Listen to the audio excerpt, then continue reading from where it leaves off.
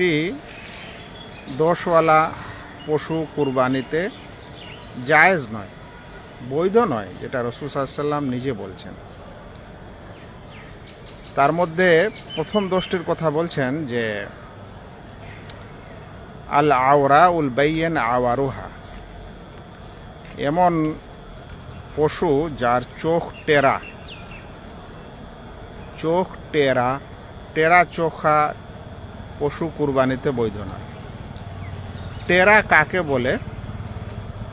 যে সোজা দেখে না, মনে হচ্ছে যে একদিকে আপনার দিকে তাকাচ্ছে কিন্তু আসলে আপনার দিকে নয়, অন্য দিকে তাকাচ্ছে, মনে হচ্ছে অন্য দিকে তাকাচ্ছে, এটাকে বলা হয় টেরা। মানে তার চোখ আর অবস্থান সোজা নয়, বাঁকা আছে। তো যদি কোনো পশুর চোখ টেরা হয় তাহলে সেই পশু কুরবানিতে জায়েজ নয়। কেন এখানে তোমরা দাঁড়িয়ে আছো?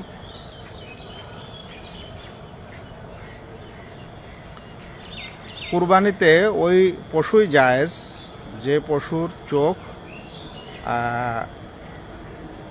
সুন্দর আছে, কোনো আয়েব নাই, কোনো দোষ নেই, এরকম পশু কুরবানিতে বৈধ। এই হাদিসে একটি জিনিস বোঝা যায়, সেটি হলো যে কুরবানির পশুর চোখ যদি টেরা হয় আর সেটা কুরবানিতে জায়েজ না হয়, তাহলে যদি দুটি চোখেই কিছু দোষ থাকে, দুটি চোখেরই টেরা, এটা হলো এক চোখের টেরাকে আওয়ার বলা হয়, তাহলে যদি দুই চোখের টেরা হয় তাহলে আরও জায়েজ হবে না। এই হাদিস থেকে একটা জিনিস আরও বোঝা যায় যে যদি কুরবানির পশু কানা হয় তো আরও কুরবানিতে জায়েজ হবে না। এটাকে বলা হয় দলিল থেকে যা বোঝা গেল। দলিলে তো যে শব্দটি এসেছে সেটা শুধুমাত্র টেরার কথা এসেছে, কিন্তু দলিল থেকে আরও যে কথাগুলি বোঝা যাচ্ছে সেটা হচ্ছে যে দুই চোখের টেরাও জায়েজ নয় আর অন্ধ জায়েজ নয়। কিন্তু অন্ধ পশু কুরবানিতে জায়েজ নয় এরকম কোনো দলিল আমরা পাবো না খুঁজলে। এই দলিলটা থেকে সেটা বোঝা যায়, কিন্তু বোঝা যায় অবশ্যই যে যদি এই ছোট দোষটাই গ্রহণীয় না হয় তাহলে ওর চেয়ে বড় দোষ তো আরও গ্রহণীয় হবে না। তাই এক চোখের টেরা পশু কুরবানিতে জায়েজ নয়, তাহলে দুই চোখের টেরা তো আরও হবে না, আর অন্ধ হলে আরও হবে না। সে কারণে বলা যেতে পারে যে চোখের যে পশু আমরা কুরবানি দেব সেই পশুর চোখ যেন ভালো থাকে, সুন্দর থাকে, হ্যাঁ, স্পষ্ট দেখে, টেরা যেন না হয়, এভাবে অন্য কোনো রোগও যেন চোখে না থাকে, এর চেয়ে বড় রোগ বা এই ধরনের রোগ, তাহলে সেটা কুরবানিতে জায়েজ নয়। এটা ছিল প্রথম হাদিসের শব্দ। 4 প্রকারের মধ্যে এটা ছিল প্রথম প্রকার, যেটা কুরবানিতে জায়েজ নয়। দ্বিতীয় হাদিসে যেই শব্দটি এসেছে সেটা হলো আল আরাজা উল বাইয়িন আরাজোহা, এমন কুরবানির জীব যেটা খোড়া পশু কুরবানিতে জায়েজ নয়। খোড়া কাকে বলে? যাকে আমরা বলি ল্যাংড়া, খোড়া বা ল্যাংড়া।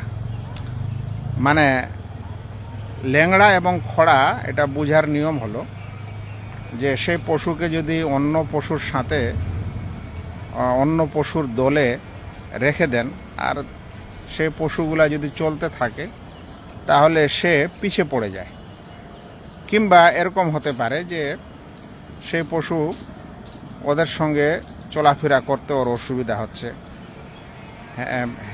হেলে যাচ্ছে বা পড়ে যাচ্ছে বা যেতে পারছে না। এটা হলো খোড়া। স্বাভাবিক ব্যালেন্সের সামান্য ত্রুটি যদি হয় তাহলেই সাধারণত হাঁটা চলাফেরার সমস্যা হয়। সেজন্য খোড়া পশু কুরবানিতে জায়েজ নয়। আর যদি খোড়াই জায়েজ না হয় তাহলে ল্যাংড়া পশু তো জায়েজ হবেই না। বোঝা গেছে? এটি ছিল দ্বিতীয় আয়েব, দ্বিতীয় ত্রুটি। তৃতীয় দোষ যেটা কুরবানিতে বৈধ নয়, আমাদের রাসূল সাল্লাল্লাহু আলাইহি ওয়াসাল্লাম বলেছেন, সেটি হলো একেবারে স্পষ্ট রোগা।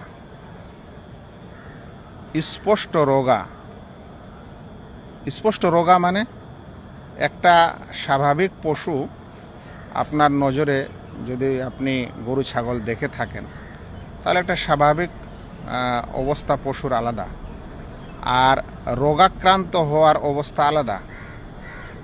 গাটা শিউরে থাকছে বা হাঁপছে বা খায় না, বা দেখা গেল পেট ফেঁপে আছে, এগুলো হচ্ছে রোগার আলামত, রোগা হওয়ার আলামত। এরকম হলে সে পশু কুরবানি দেওয়া যায় না। চতুর্থ আয়েবটি হচ্ছে যে ওয়াল কাসিরা, অনেক বয়স্ক, অনেক বৃদ্ধ পশু, এত বৃদ্ধ যে তার হাড়ের মজ্জা নষ্ট হয়ে গেছে। যখন মানুষের বয়স, পশুর বয়স যখন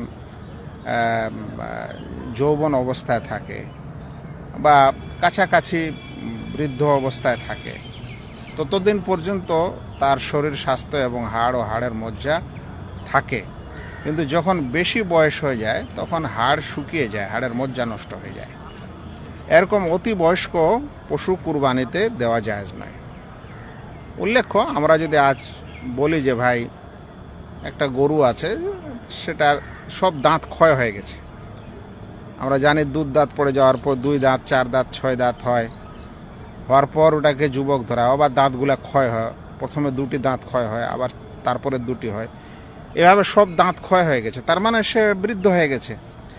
এরকম পশু যদি জবাইও করা হয় তো মানুষ গোস্ত খায় না বা সিদ্ধ হয় না বা বিভিন্ন ধরনের সমস্যা। তো এরকম পশু যেন কেউ কুরবানিতে না দেয়, এগুলো হলো বড় দোষ। এই হাদিস থেকে আরেকটা জিনিস বোঝা যায়, সেটা হলো যে এর চেয়ে যদি কম দোষ হয়, কারণ আল্লাহ রসুল বলছেন যে 4 প্রকার দোষওয়ালা কুরবানিতে জায়েজ নয়, এটা 4 প্রকার যেটা আলোচনা একটু আগে হলো, তাহলে এর থেকে যদি দোষ কম হয়, কারণ আল্লাহ রসুল সাল্লাল্লাহু আলাইহি ওয়াসাল্লাম এই দোষগুলি বলছেন ওই দোষ যেটা হলে আর জায়েজ হচ্ছে না, তাহলে এর চেয়ে যদি কম দোষ হয় তাহলে বোঝা যাচ্ছে যে সেটা জায়েজ আছে, কিন্তু সেটা উত্তম কুরবানি হবে কি হবে না সেটা কিন্তু প্রসঙ্গ আলাদা। এই জন্য ওলামারা বলেছেন যে এই হাদিসে বর্ণিত এই 4টি দোষ থাকলে কুরবানি জায়েজ নয়। এর চেয়ে যদি কম দোষণীয় হয়, যেমন দেখা গেল যে কোথাও চামড়ায় একটু দাগ আছে, কোথাও কানে একটু ফুটা আছে, কোথাও লেজটা ভাঙা আছে, তো এটাও দোষ, কিন্তু এই দোষটা বর্ণিত 4টি দোষের মতো নয়, ওর থেকে কম। এ কারণে সেটা কুরবানিতে জায়েজ হবে কিন্তু উত্তম হবে না। তাহলে কি বোঝা গেল যে কুরবানিতে বর্ণিত 4টি দোষ হলে সেটা কুরবানিতে জায়েজ নয়, কিন্তু এর চেয়ে কম মানের দোষ হলে সেটা জায়েজ আছে, কিন্তু সেটা আফজাল, উত্তম কুরবানি নয়। মানুষ যেন দেখে শুনে কুরবানি দেয় আর উত্তমটা আল্লাহর জন্য পেশ করে।